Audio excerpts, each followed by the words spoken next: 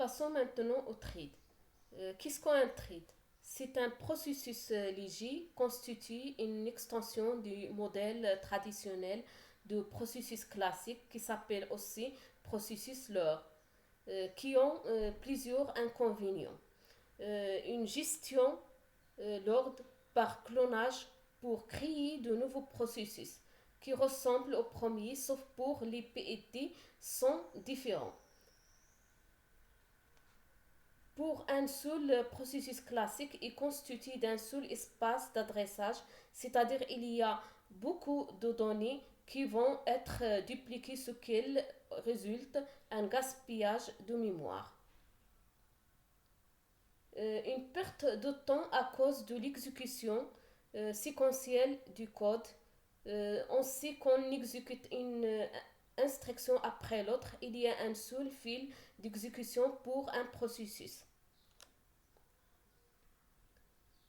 Par contre, un processus léger, thread, consiste à admettre plusieurs fils d'exécution indépendants dans un même espace d'adressage, c'est-à-dire qu'ils partagent les mêmes ressources avec l'économie d'espace mémoire et de temps.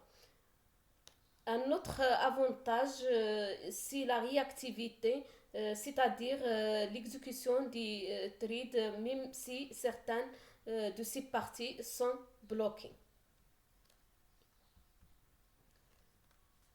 Les primitives de gestion des threads sont très semblables à celles de la gestion des processus. On va voir comment utiliser les threads. La première chose, on doit inclure la librairie pthread.h dans le code source qui nous permet de créer, terminer, se mettre en attente de la fin, synchroniser, forcer la terminaison des threads, etc. Aussi, il est indispensable d'ajouter l'option "-lp thread" lors de l'appel à l'éditeur des liens. Chaque, chaque thread doit être identifié par un nom avec un type pthread-t. La primitive pthread-self permet à chaque thread de connaître son propre identifiant. Maintenant, on va voir comment peut-on créer un thread. Il faut tout d'abord créer une fonction qui s'exécute dans le thread qui a le prototype suivant void étoile ma fonction thread void étoile argument. On peut mettre dans cette fonction le code que l'on veut exécuter dans le thread.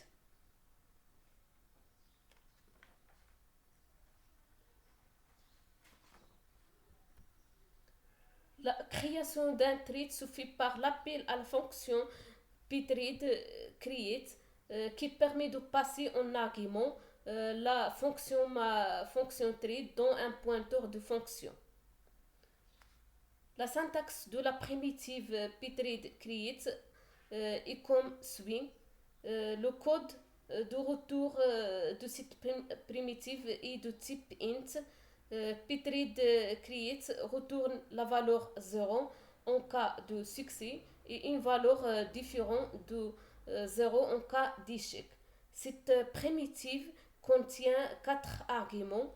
Le premier argument est un pointeur vers l'identifiant des threads déclaré de type pthread-t. Après ça, on met les attributs de la création qui indiquent les attributs du thread. On peut mettre nul pour avoir les attributs de création par défaut. Le troisième argument est un pointeur sur la fonction que l'on veut exécuter au sein des threads. Puis le dernier argument, c'est l'argument que l'on veut passer à la fonction.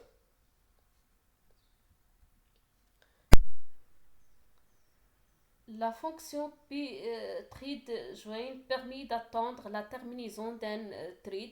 Donc, comment ça fonctionne si on va utiliser pthread-join? Donc, avec la syntaxe suivante, on trouve deux paramètres. Le premier paramètre, ça va être l'identifiant des threads à attendre. Puis le deuxième paramètre, ça va être un passage par adresse d'un pointeur qui permet de récupérer la valeur retournée par ma fonction thread. Donc la terminaison d'un thread se fait par la fonction pthread exit dans lequel on peut mettre un paramètre qui va récupérer leur statut de terminaison. Puis on peut attendre la terminaison des threads avec pthread join. Le pointeur nul en paramètre indique une absence de la valeur de retour.